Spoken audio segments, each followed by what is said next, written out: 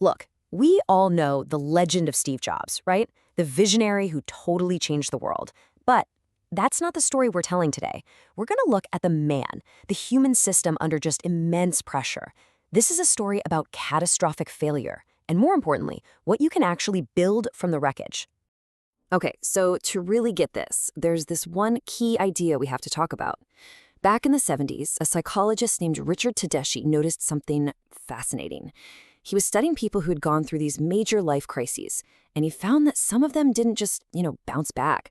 No, they grew beyond where they were before. He gave it a name: post-traumatic growth. And this simple idea is really the engine behind the whole thing. Think about it. When your old self breaks, you are temporarily free to build a better one. When a person's identity just completely shatters, their brain is literally forced to rebuild everything from scratch. And right there, in that moment of reconstruction, that's where the hidden opportunity is. You have the freedom to build a stronger, more resilient you. And that's the real story we're getting into. All right, let's set the stage. To really feel the impact of the fall, you gotta understand the height he fell from. So our story kicks off with a man at the absolute peak of his power, which, well, it makes the plummet all the more dramatic. Just imagine this for a second. You're 30 years old. You've built something from nothing that has completely shaken the world. When you walk into a room, people lean forward. And it's not because they like you necessarily, it's because they simply cannot ignore you. You are the center of gravity in every single room you enter. And this is where a really dangerous mindset starts to creep in. See, success has become your reality. You don't just think you're right anymore. You feel inevitable. And here's the really critical part. Your past success has made it way too expensive for anyone to tell you you're wrong. So you're basically living in a bubble, completely insulated from any real feedback or correction. And then everything shifts. One day you walk into what feels like the exact same company with the exact same people, but the physics of the room have changed. Decisions are suddenly being made without you. The whispers in the hallway now carry more weight than your voice in the boardroom. And then, just like that, quietly, surgically, you're removed. Just let that sink in for a minute. This isn't just about losing a job. This is an extinction-level event for your identity. The very thing you created, the thing that is your name, your purpose in the world, it has just spit you out. The system you built has decided it no longer needs its creator. And this is where we get to the real heart of the story.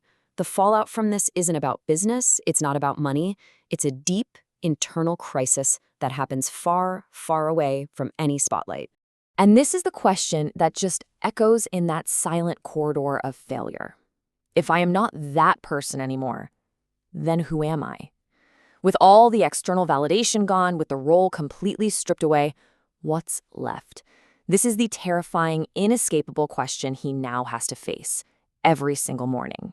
There's a psychological term for this: identity disintegration.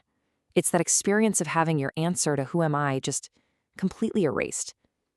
So this valley he's in, it isn't about losing money or status. No, it's about losing your map, your compass, and your very sense of self, all at the same time. So what happens down there, in that valley? Well, this brings us to the most important, but maybe the least glamorous part of the whole journey: the rebuild. Now, this transformation, it wasn't some quick fix. It was a whole decade in the wilderness. He starts next, a company the market pretty much ignores. He funds Pixar, which almost goes bankrupt multiple times. From the outside, it probably looked like he'd lost his touch. But on the inside, something absolutely crucial was happening. This right here. This is the fundamental shift that was going on inside him. He was being forced to move away from a fixed identity, one that was built on the need to be right, to a growth identity, one focused on the process of getting better. He was learning again, really learning, how to listen, how to build teams, how to actually execute. He was learning that a great idea is totally worthless without mastering all the messy details. And this is so important to understand. There are no headlines for this kind of work. Nobody is applauding from the sidelines while you're in obscurity, learning humility and refining your craft. But this unseen, unglamorous phase, this is exactly where the more capable version of the man was being forged. So years go by, and then the call comes. The company he built is failing, and they need him back. But his return isn't just some Hollywood comeback story. No. It's the arrival of a completely different person. This is really the core truth of this whole story. It wasn't a comeback. A comeback implies the same person came back. Nope. The man who returned was not the one who left. He had fundamentally changed. He had become someone who could now succeed in ways the old, brilliant but flawed version of himself never ever could have. So what was so different? Well, this new version was disciplined. He didn't just have a vision anymore. He built the systems to execute it.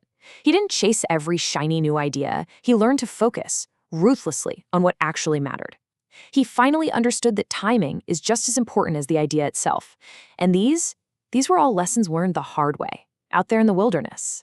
And this all points to a kind of hidden law in this whole narrative. We tend to think that a crisis is a test of our strength, our endurance. But it's not, really. It's a test of your internal structure. Can your thinking patterns adapt? Can you tolerate the emotional fallout? And most importantly, are you able to update your internal map of the world when reality slaps you in the face and tells you it's wrong? Which leads us to a really uncomfortable but I think totally necessary question. If Steve Jobs had never been fired, if he had never experienced that catastrophic failure, would he have ever become capable of building what came next? The iPod, the iPhone, all of it. The evidence suggests probably not. So why does any of this matter to you? Because this whole story gives us an incredibly powerful tool. When you're facing your own crisis, whatever it is, the wrong question to ask is, how do I survive this?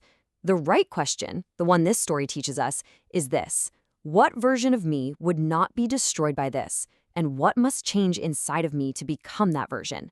You see, that question doesn't just help you endure suffering, it transforms it into a blueprint for your own growth.